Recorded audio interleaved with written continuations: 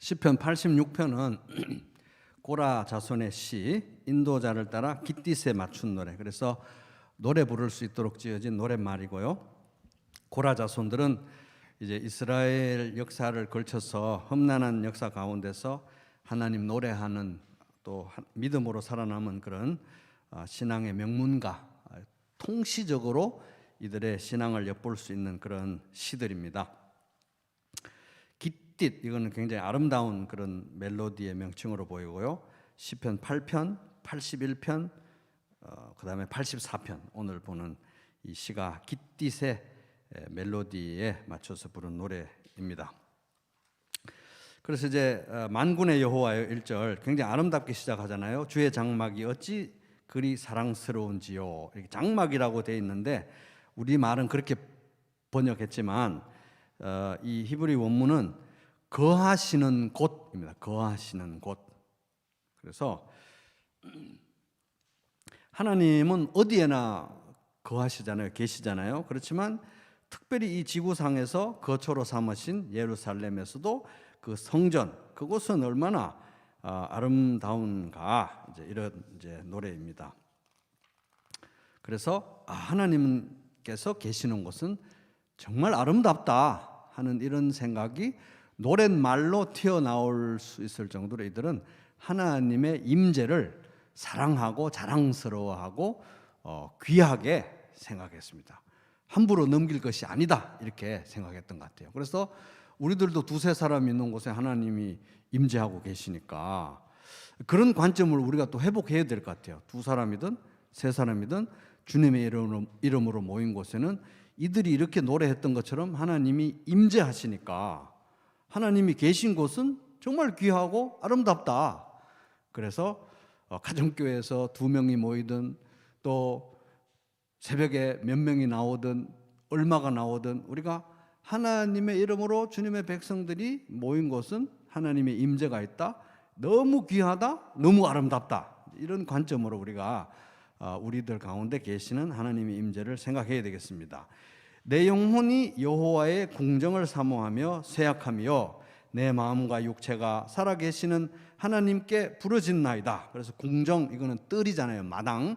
하나님의 집 마당을 가리키는 겁니다. 거기가 너무너무 그리웠는데 이제 이 시는 이스라엘 백성이 그 세계의 큰 명절 때 다 그 성전에 올라가서 예배 드렸잖아요. 매주 가는 건 아니고 그때 이제 이 성전으로 올라가는 순례길에 불렀던 노래로, 그런 장면을 그리는 노래로 보이는데, 그래서 그 하나님의 집 마당 성전 뜰이 너무 그리웠다 이거예요. 1년간 살아가면서 너무 사랑해서 참 몸과 마음이 쇠약해졌는데 그 후반부는 내 마음과 육체가 살아계시는 하나님께 부르짖나이다. 그러는 와중에 이제 유대인의 명절이 돼서 성전으로 올라가고 그 험난한 길을 마치 이제 다 가갈 때 성전이 딱 보이니까 와, 하나님의 집이다. 너무 행복하다 하는 겁니다. 그래서 저는 이제 이 말씀을, 요 절을 묵상하다 보니까 그런 장면이 생각나더라고요. 옛날에 옛날에 아니라 요즘들도 시골에 보면은 이제 시골에 할머니가 있는 아이들은 도시에 있다가 할머니 집에 너무 가고 싶잖아요. 예를 들어서 그러면 할머니 집 가고 싶어 했는데 너무 가고 싶었는데 방학이 돼서 할머니 집에 오는 거예요. 할머니 집 마당에서 놀던 그런 기억이 있어서 할머니 집에 오는 거예요. 오는데 애들이 할머니 집에 보이면 할머니 집이다 부르짖는 것 같은 그런 장면. 그래서 굉장히 이들의 정서가 묻어납니다.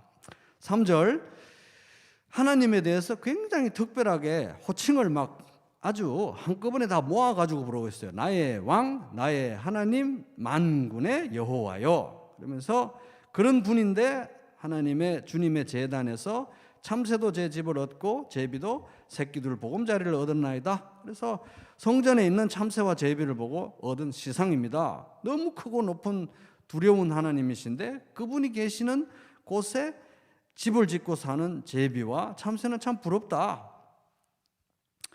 근데 이제 제단이라는 말은 이제 그 제물을 불살라 바치는 곳이잖아요. 근데 이 제단은 문자적으로 딱 그 제단만 가리키는 게 아니라 성전 전체를 가리키는 표현법입니다. 대표적인 어떤 심상이에요. 그래서 그 성전에 이제 참새와 제비도 보금자리를 털고 앉았으니 얼마나 부러운가 하는 건데, 이 하필이면 성전을 대표하는 용어로 제단이라는 단어를 선택한 게 참 놀랍습니다. 왜냐하면 제단은 짐승을 잡아 죽이는 곳이잖아요, 그죠? 그런 곳인데 참새와 제비가 거기에 집을 짓고 살아간단 말이에요. 잡아 죽여지는 곳에 집을 지고 살아간다는 겁니다. 근데 사실 그것이 조금만 더 확대하면 우리 인간에게도 마찬가지인 게, 그 제단이라는 곳은 짐승이 피를 흘리고 태워서 제사로 올려지는 곳인데, 그 짐승들은 누구 대신에 죽느냐 하면 우리 대신에 죽는 거거든요. 그러니까 우리가 죽어야 할 그곳에 우리가 가서 그 뜰에, 하나님 임재가 있는 뜰에 지내는 것은 너무 행복하다. 그러니까 하나님의 임재가 있는 이 성전이라는 곳은 우리가 죽어야 할 곳인데 사는 곳이라는 거예요. 그죠? 우리의 죄로 인해서 그 거룩하신 하나님 임재 앞에 가면 죽어야 되는 장소인데, 제일 생명을 풍성하게 얻는 곳이 하나님의 제단이고 성전이다 하는 겁니다. 그래서 우리는 가장 두려우신 하나님 앞에 나와서 가장 놀라운 생명과 은혜를 얻는 이런 역설이 일어나는 곳이 성전이다.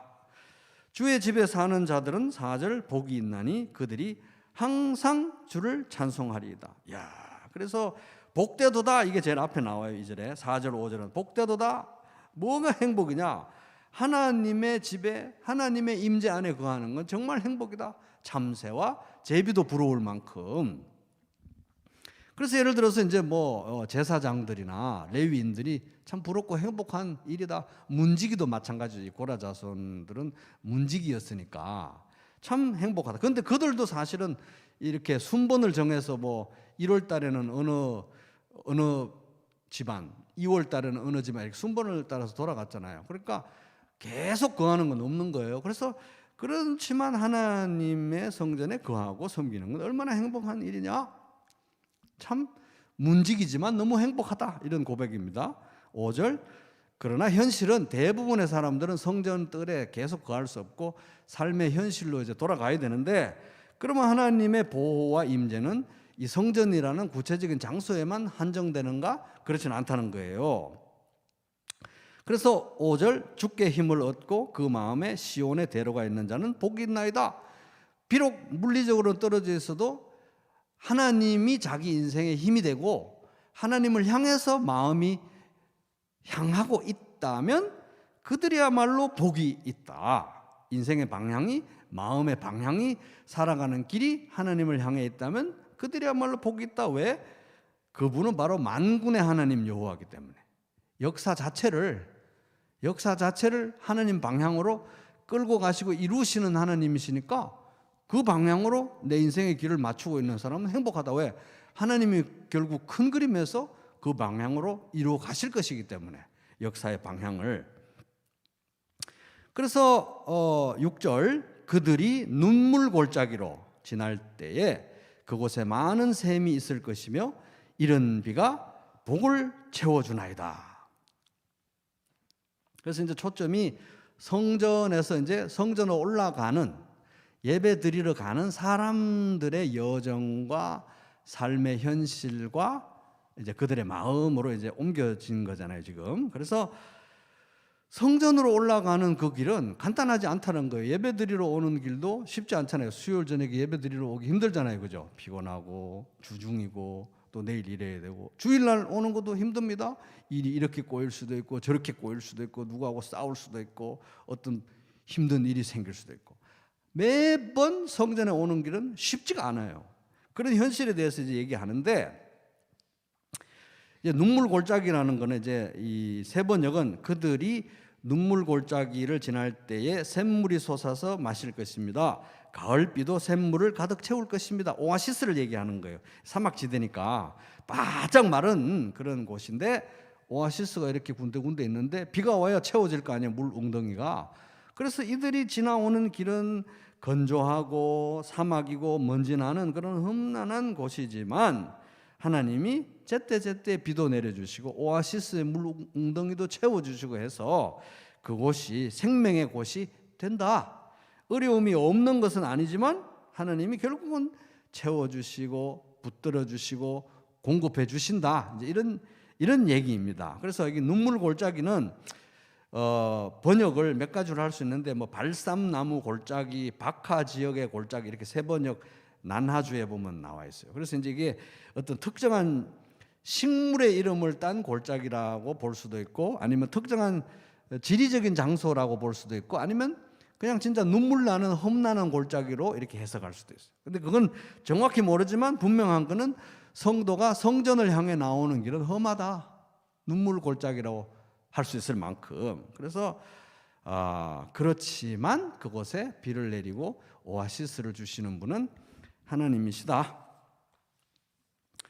이제 우리 인생도 그렇다는 거예요. 이제 이게 예배 자리에 나오고 현실로 돌아가고 우리 인생도 그렇다는 거예요. 우리 인생도 하나님을 향해서 나아가는데 그 길은 성전을 향해 나아가는 것처럼 건조하고 사막 지역이고 정말 낮에는 덥고 밤에는 춥고 일교차 이런 곳인데 마실 물도 없는데 그 물 웅덩이 오아시스에 때를 따라서 물을 채워주시는 분은 하나님이시다. 그래서 결국은 끝까지 가게 해주신다. 이런 그림을 삶의 그림을 그려줍니다. 그러니까 성전으로 나아가는 길은 우리 성도의 인생하고 굉장히 유사한 그런 형태의 그림이라는 것입니다. 그래서 성전으로 나오는 삶에 충실한 삶은 결국은 뭐냐? 하나님을 향해 나아가는 삶에 충실하다는 거예요. 결국 왜? 그것이 그림을 그려주고 하나의 모형이기 때문에 희한하죠. 그래서 참 저는 이것이 우리 성도가 모여서 예배드리고 성전으로 나아오는 이 삶이 곧 우리 이 천성을 향해 나아가는 삶의 축소판이라는 것이 구약의 성도나 오늘날 우리들이나 어떻게 그렇게 아름다운 그림이 되는지 참 신기한 것 같아요. 그래서 나아오는 과정을 하나님께 하는 천성을 향해 가는 그 과정하고 이렇게 겹친다 하는 겁니다. 그래서 7절 그들은 힘을 얻고 더 얻어 나아가 시온에서 하나님 앞에 각기 나타나리이다. 그래서 이들이 일반적으로 여행은 갈수록 지치잖아요. 집에 올 때쯤 되면 지치잖아요. 그죠? 지치고 지쳐서 여행 때는 좋은데 집에 오면 현실이고 그죠? 그래서 여행은 계속될 수는 없는 거고 갈수록 지치는데 이 여행은 이 하나님을 향해서 나아가는 이 인생의 여정은 힘을 얻고 더 얻어 나아가 약해지는데 더 힘을 얻는다는 거예요. 약해지는데 더 힘을 얻어. 그래서 제일 약해질 때는 성도가 죽을 때인데 결국은 마지막에 제일 약해지는 그때가 제일 강하게 생명을 얻을 때다. 왜? 천성에 도달하는 때이기 때문에. 그래서 이들은 힘을 얻고 더 얻어 나아가서 반드시 하나님 앞에 골인한다. 해피엔딩이다. 마지막이 좋다 하는 것입니다. 그래서 소망의 실체가 더 가까워진다. 그래서 더 힘이 날 수밖에 없다. 그러므로 우리는 낙심하지 않습니다. 우리의 겉사람은 낡아지나 우리의 속사람은 날로 새로워집니다. 고린도후서 4장 16절 말씀. 이걸 아마 이제 이 고라 자손 중에 누가 썼는지는 몰라요. 어느 시점에서 썼는지는 모르는데 바벨론 포로 기간 동안에 살았던 포로들이 이 시를 읽었다면 어떻게 될까요? 정말 성전이 그립고 예루살렘이 그립고 이런데 정말 우리는 지금 눈물 골짜기를 지나가는 것 같은데 그죠? 그런데 우리는 힘을 얻고 더 얻어 나아가서 반드시 시온에 이르게 될 것이다. 폐허가 됐지만 그곳에 이르게 될 것이다. 그리고 성전이 재건될 것이다. 하나님이 그곳에 임재할 것이다. 이렇게 희망을 이들이 가졌을 것입니다. 8절 만군의 하나님 여호와. 이 하나님에 대한 호칭이 굉장히 이게 과하다 싶을 정도로 하나님에 대한 호칭이 세요. 그래서 나의 왕, 나의 하나님, 만군의 여호와. 여기 또 만군, 아까 3절에도 그랬는데 여기도 만군의 여호와, 하나님에 대한 호칭이 엄청 셉니다. 그죠? 굉장히 이렇게 과할 만큼 하나님에 대한 호칭을 부르고 있어요. 이게 이유가 다 있습니다. 좀 이따 이제 보면 알겠지만은. 그래서 만군의 하나님 여호와여 내 기도를 들으소서. 야곱의 하나님이요, 이렇게 약점도 많고 연약하고 뒤틀린 인생을 살아가는 야곱 같은 인생의 하나님이요, 귀를 기울이소서. 여기가 여러분 좀 반전이라는 생각 안 들어요? 지금까지 그림을 그렸잖아요. 우리가 성전을 향해서 나아가는 예배의 순례길, 그것은 곧 우리가 영원한 천국을 향해서 나아가는 인생의 순례길, 그죠? 이스라엘 역사로 보면 바벨론 포로로 가 있지만 다시 예루살렘으로 돌아가는 순례길, 이런 그림이 이렇게 겹쳐지고, 그래서 우리의 삶의 현실은 힘든데 하나님의 성전으로 나아가는 길은 험하지만 너무 행복한 길이고, 그래서 하나님 앞에 반드시 나아가게 될 건데 그 하나님 앞에서 예배드리는 그 시간이라는 것은 얼마나 행복한 건가. 야, 만군의 하나님 여호와가 계시는 그곳에 계속 거할 수 있다면 얼마나 좋겠는가. 이렇게 그림을 그렸잖아요, 그죠? 그림을 그렸어요. 예배 드리러 가는 것과 삶과 역사와 이런 걸 통해서 그림을 그렸는데 8절에 기도가 탁 나오네. 기도. 그렇게 그림을 그리고 뭔가 만군의 하나님 여호와여, 내 기도를 들었소서. 야곱의 하나님이여, 귀를 기울여서, 뜸들이지 말고 빨리 얘기를 안 하고 만군의 하나님 여호와여, 내 기도를 들었소서. 야곱의 하나님이여, 귀를 기울이소서. 굉장히 중요한 기도를 하는 것 같지 않아요? 그죠? 뭔가 기도를 하는 거예요. 딱 이 텐션이 엄청 올라가서 기도를 딱 하는데 그 다음 절이 유일한 기도절이 기도. 9절이 기도예요. 9절이. 도대체 뭔 기도를 이렇게 하는데 이렇게 뜸을 들이고 기도를 하느냐? 자, 9절 같이 읽어보겠습니다. 시작. 우리 방패이신 하나님이여, 주께서 기름 부으신 자의 얼굴을 살펴보옵소서. 근데 이게 제일 먼저 나오는 단어가 우리의 방패라는 단어예요. 사실 히브리 원문에도 우리의 방패 이런데, 이게 이제 우리의 방패이신 하나님이요 이렇게 하면 굉장히 친절한 번역이에요. 그러니까 하나님 우리의 방패니까, 그죠? 근데 이게 너무 이상해요. 사실은 이 문장 구조가 우리의 방패를 보소서 하나님이요 이런 식으로 돼 있어요. 우리의 방패를 살펴보소서 하나님이요.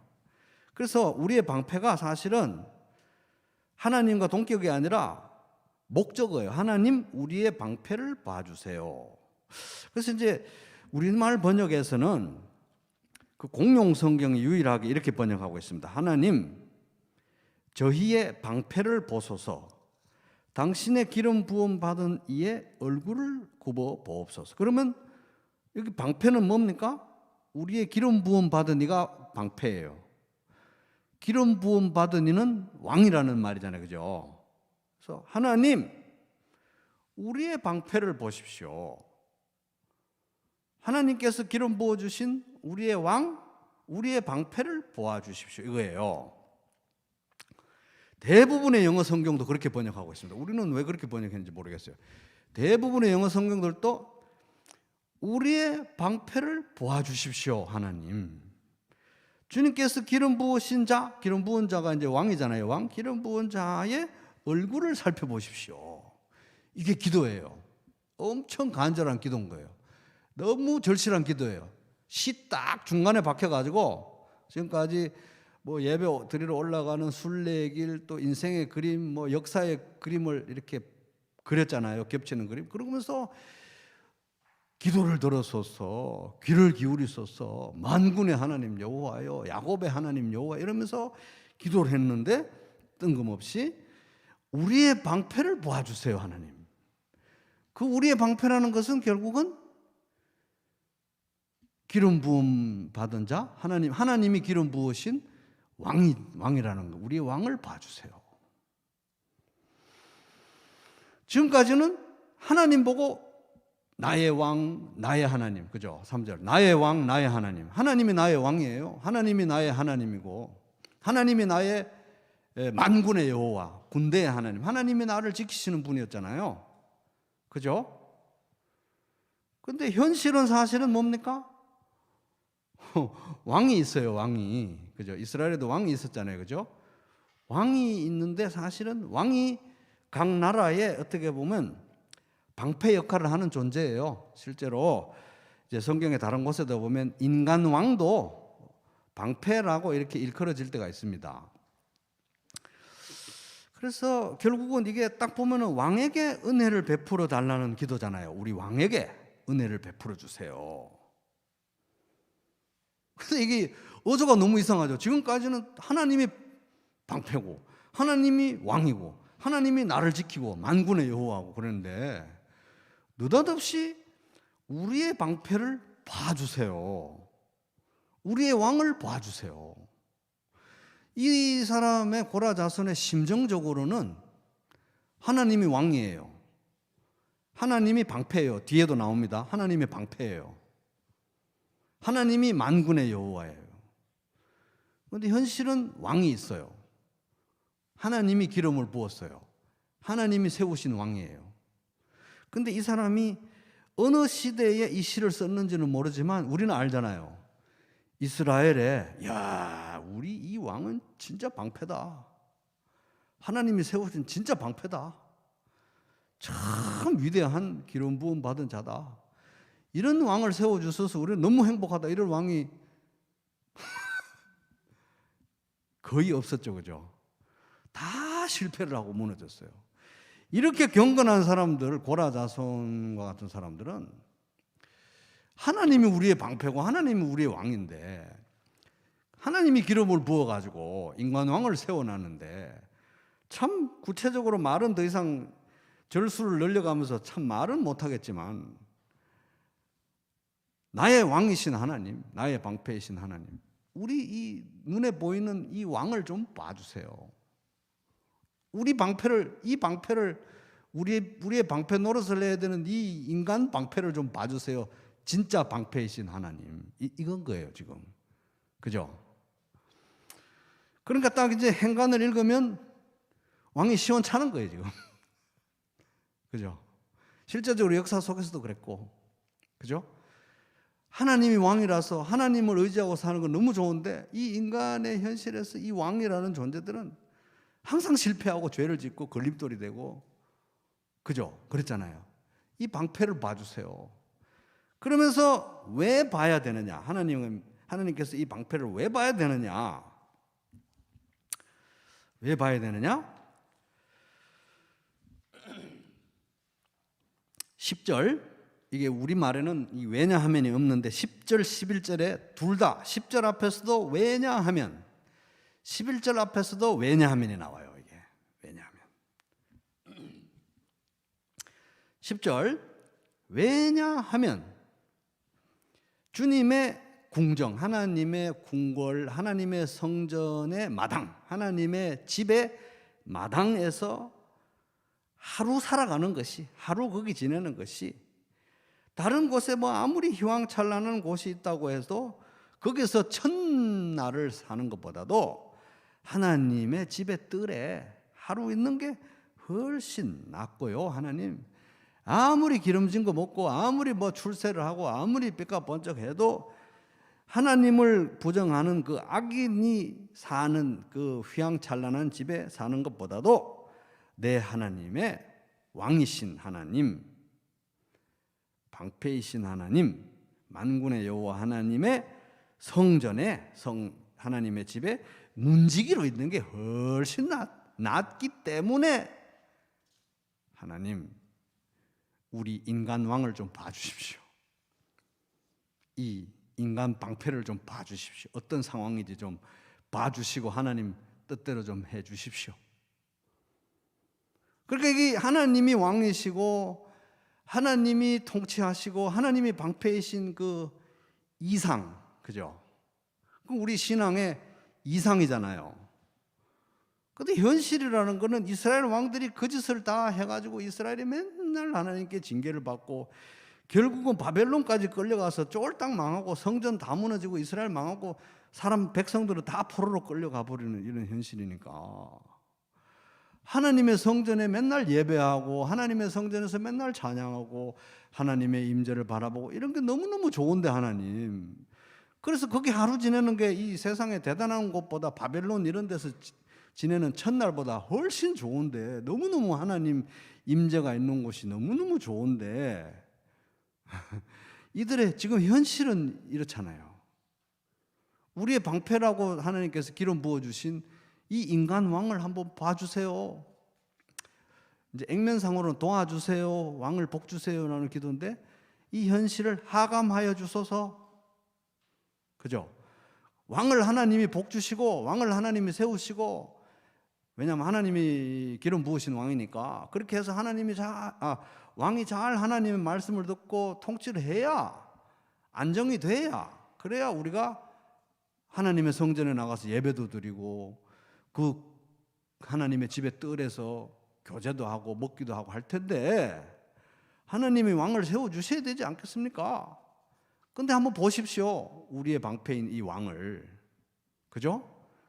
뭔가 이게 막 하나님이 왕이신 게 너무 좋고 하나님이 왕이신 그 시절이 너무 좋고 하나님이 왕이셔서 그 예배드리는 너무 좋은데 현실은 아니에요. 현실은. 그죠? 그러니까 이 이상과 현실의 괴리 사이에서 이 고민하고 또 하나님을 붙들고 끊임없이 하나님께 나아가고자 하는 이들의 정신이 보이고 이들의 생각이 이렇게 묻어난 거지 않습니까? 그죠? 또 왜냐 하면 왜 하나님 보고 하나님 우리 이 인간 왕 이 방패를 좀 봐주세요. 하나님이 기름 부어 주신 이 눈에 보이는 이 왕을 좀 봐주세요. 이렇게 하는 이유는, 둘째는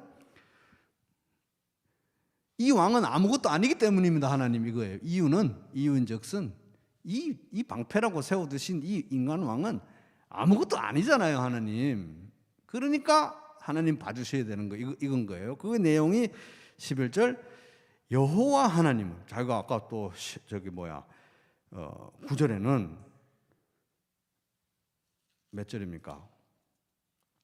9절에는 이 인간 방패를 봐주세요, 기름 부은 자의 얼굴을 봐주세요, 이렇게 왕에 대해서 기도했다가 난데없이 10절 11절인데 11절에는 여호와 하나님은 해요.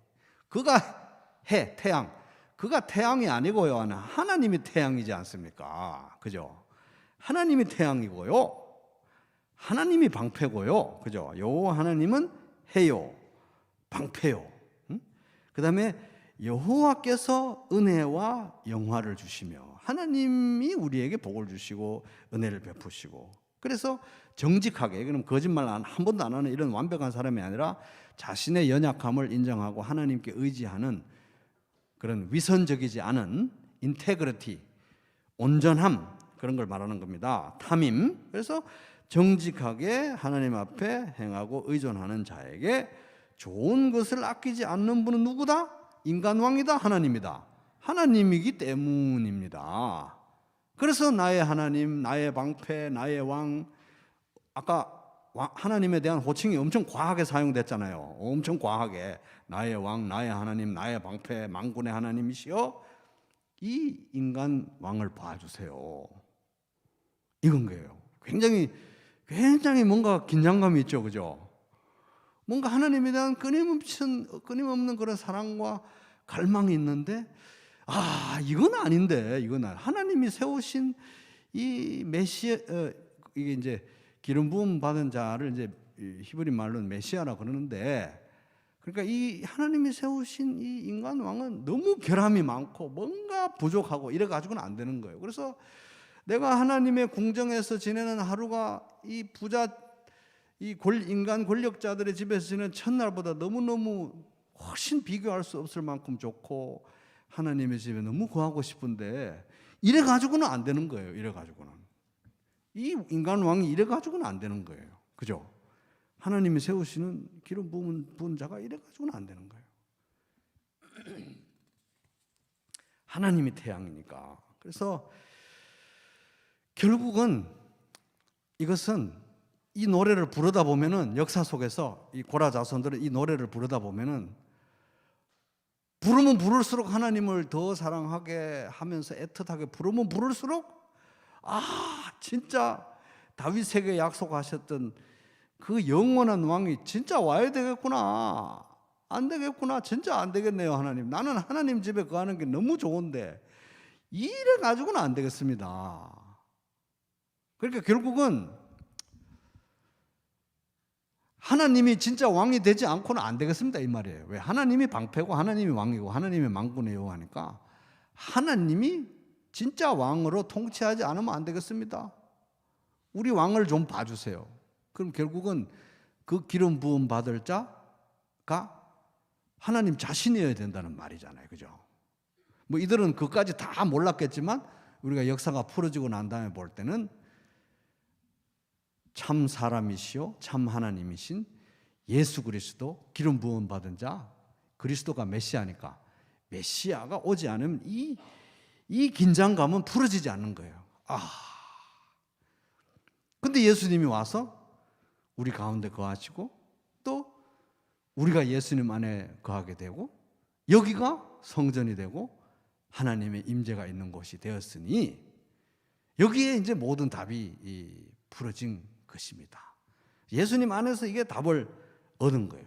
메시아가 와야 됩니다, 하나님. 그죠? 그래서 다윗 왕조에게 주신 그 언약과 하나님에 대한 사랑과 열망과 이게 막 이상과 현실 사이에서 이들은 너무너무 갈등하고 뭔가를 끊임없이 갈망할 수밖에 없었는데 때가 참에 이 하나님의 아들 독생자 예수님이 와서 이 복잡한 방정식을 푼 거예요. 정답이 모든 문제에 대한 답이 딱 예수님 안에서 해결이 됐다는 것입니다. 그래서 12절 보면 만군의 여호와여 주께 의지하는 자는 복이 있나이다. 그래서 왕 얘기 중간에 제일 중요한 기도 제목은 왕을 위한 기도였잖아요. 왕을 좀 봐주세요. 근데 하나님을 의지하는 자가 복이 있습니다. 인간 왕은 해결이 안 됩니다. 하나님만이 우리의 해결책입니다. 그러니 하나님이 왕이 되어주세요. 진짜 왕이 되어주세요. 그럼 이제 그 기름 부음 받은 자가 결국은 해결해야 되는데 그는 하나님으로부터 온 하나님의 아들 말고는 답이 없다.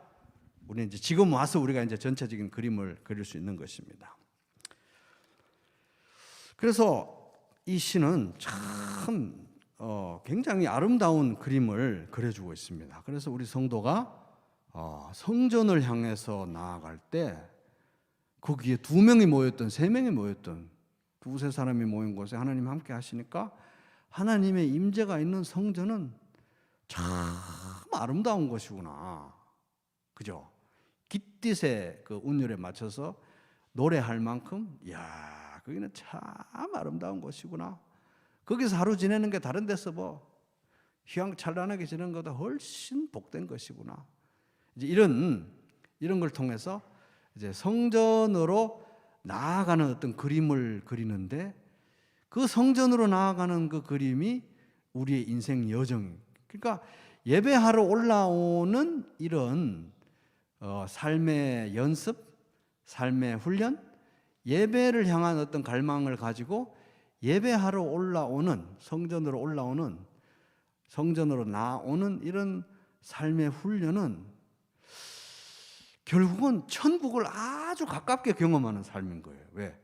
천국으로 가는 천성을 향해서 가는 삶의 여정의 축소판이기 때문에 힘을 얻고 더 얻어 나아가서 하나님의 임재 앞에 이르게 될 것입니다. 시온에 이르게 될 것입니다. 그러니까 이게 종말론적인 어떤 신앙과 현재의 이렇게 예배하는 삶이 멀리 떨어져 있지 않다 하는 것입니다. 그래서 이제 그런 그림을 이제 보여주고, 메시아의 통치만이, 예수님의 통치만이 이 모든 숙제와 모순을, 이 답답함을 푼다 하는 것입니다. 그러니까 이 구약 시대부터 성경을 묵상하고 했던 이분들은 이거는 메시아가 아니면 답이 없구나. 너무 이게 막 안 풀리는 숙제같이, 막 어려운 수학 문제같이 막 막 괴로운데 메시아가 딱 푼 거예요. 근데 오늘날도 우리는 이제 예수님을 지금 만나고, 아까 우리 그 위에 계신 나의 친구, 저는 이제 저도 집에 가서 그 찬송이 생각나서 불러봤더니 현재적 예수가 지금 통치하는데 위에 계시는데 그분이 멀리만 계신 게 아니라 늘 가까이 계시도다. 저도 참 그 찬송이 기억났었는데 오늘 굉장히 부르셨는데, 이 현재적인 예수가 이렇게 우리가 통치하시고 인도하시는데, 이분이 여기에 이렇게 막 애끓게 찾고 그리워하고 했던 그분이 이제 이분이잖아요.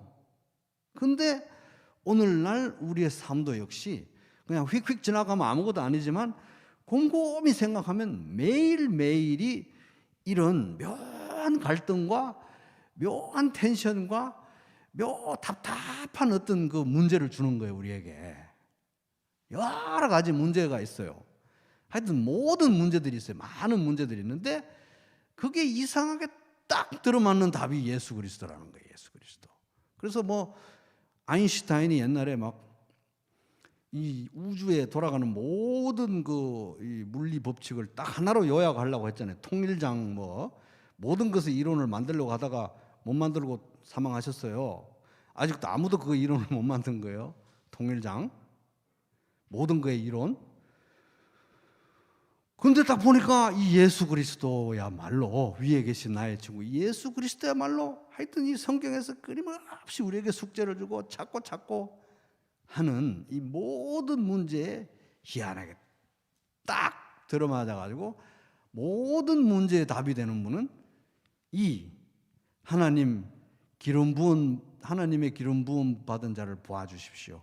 우리의 방패를 봐주십시오. 이러면서 좌절이기도 하고 희망이기도 하고 답답함이기도 한 이런 아주 신비한, 아주 신기한 기도를 했단 말이에요.